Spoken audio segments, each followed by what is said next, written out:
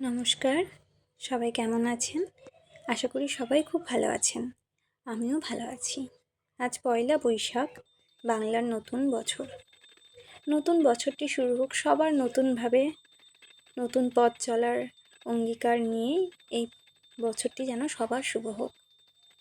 ছোটোবেলায় এই দিনটা বড্ডই আনন্দের ছিল, তাই না বলুন?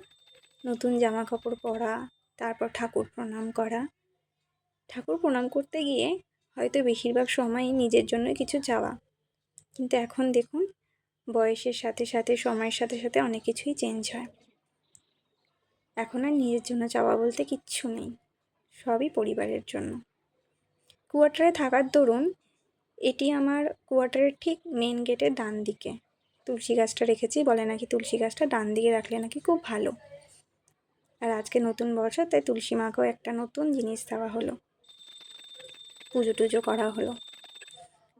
আর এই হচ্ছে আমার ঠাকুর মন্দির।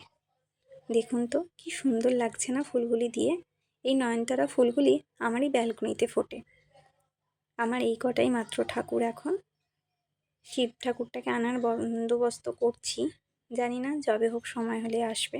নমস্কার, সবাই ভালো থাকবেন।